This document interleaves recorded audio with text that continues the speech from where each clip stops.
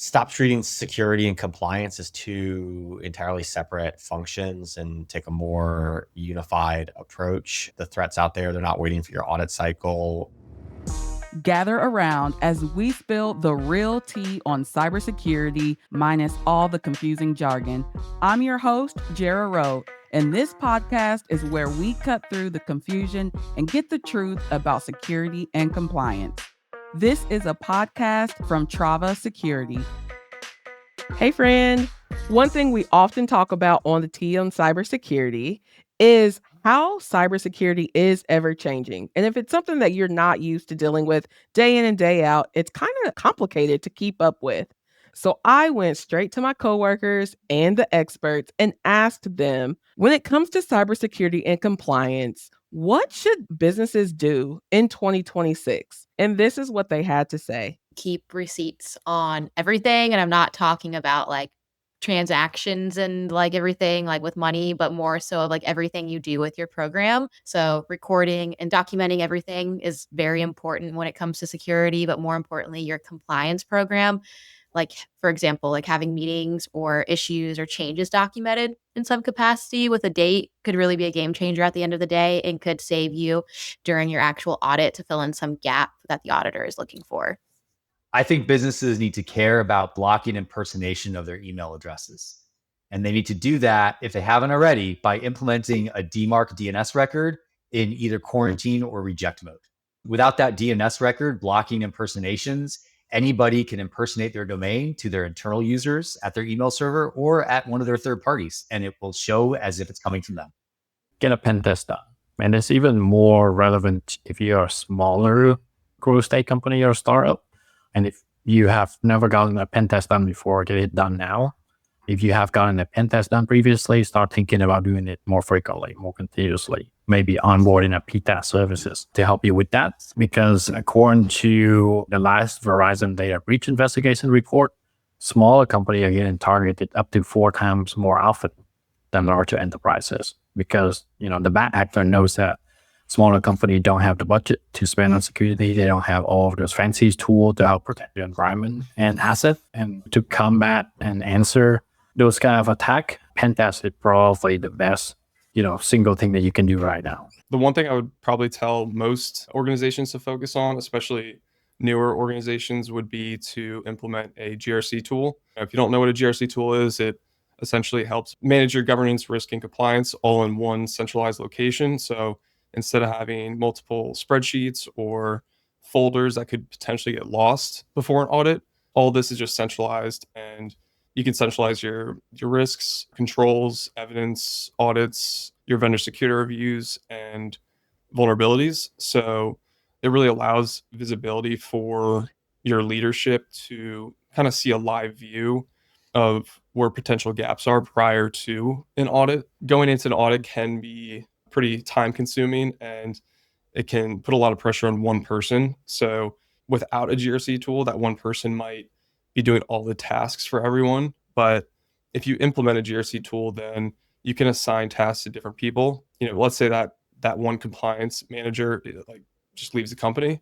You might lose all that data for that one audit. So having a GRC tool allows multiple personnel to actually work on the audit. The first one that I've talked about before is multi-factor authentication everywhere. It really doesn't take much. It probably wouldn't cost you anything, in that, most companies these days employ a whole array of different software, right? And those software vendors are as interested in having you enable multi-factor authentication into their platform sort of as you are to do so, because it protects them. If your account gets compromised, and they have a data leakage event, that's not good publicity for them either. So really the single most important thing in my estimation is enabling multi-factor authentication everywhere. The second thing that I would say, and that I've shared with many of our customers, is with rush to AI, it's really important for every company to have not just their typical acceptable use policy, but an AI acceptable use policy. And also to have training around safe AI usage processes, and procedures.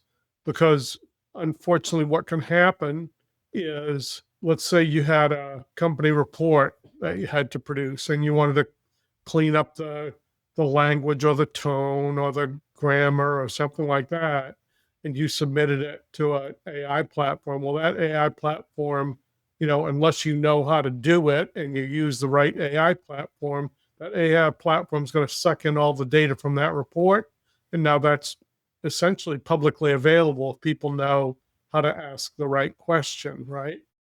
For me, I think ultimately it comes down to stop treating security and compliance as two entirely separate functions and take a more unified approach. The threats out there, they're not waiting for your audit cycle, and your auditors aren't necessarily looking at the same thing that attackers are looking at. So in 2026 and beyond, it's not going to hold up. The traditional approach isn't going to hold up. So really taking a intelligence-based and intelligence-driven approach and creating a system that's influenced by that to connect your compliance requirements, your vulnerabilities, your security signals, your pen testing, your ongoing monitoring, and then leveraging AI to keep up to date and keep monitoring on a continuous basis. And I think the companies that make that shift, they'll ultimately reduce their risk. They'll see some cost savings, certainly some efficiency gains. They'll be able to move faster, and their cyber resilience posture will be dramatically improved.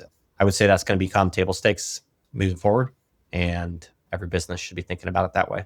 So I would say in 2026, know your data and prove that you can protect it. A big part of that is understanding just the scope of your data infrastructure. It sounds very, very basic, but it's actually an area where a lot of companies struggle. So you might have a really great tool setup. You might have firewalls, multi-factor authentication. You might even have some AI infrastructure set up to help you identify different areas within your systems. But a big question that people struggle with is answering what types of data do you store and where is it stored? And then who has access? This lack of visibility is still a really big gap in security and compliance today. And it's going to be growing in next year and in years to come. So data governance is in general just a very core aspect of cybersecurity. You can't really respond to a customer question with, we're not sure where your data goes, right? Especially when you have large cloud infrastructure, software as a service, API usage, right? So customers, auditors, they want proof and evidence that you know exactly what type of data you're using and processing and where that data is going and how it's secured. This is where a lot of gaps come up as well. It's not just employee access or even customer access. It could also be access that you don't necessarily see on the back end with APIs connecting to your systems and then feeding data through sub-processors, things like that. So making sure that you know completely where that data is housed, where it's going, and making sure that you're closing gaps where data processing doesn't need to occur. So as long as you can answer those 3 questions confidently, then you're already going to be ahead of a lot of organizations. You want the visibility instead of patching leaks as they come. I trust everything that they said wholeheartedly, and I hope that all of you can begin those implementations. And if you need help implementing any of those things, please feel free to reach out to all of us at travasecurity.com. And that's the tea on cybersecurity. If you like what you listen to, please leave a review. If you need anything else from me, head on over to Trava Security. Follow wherever you get your podcasts.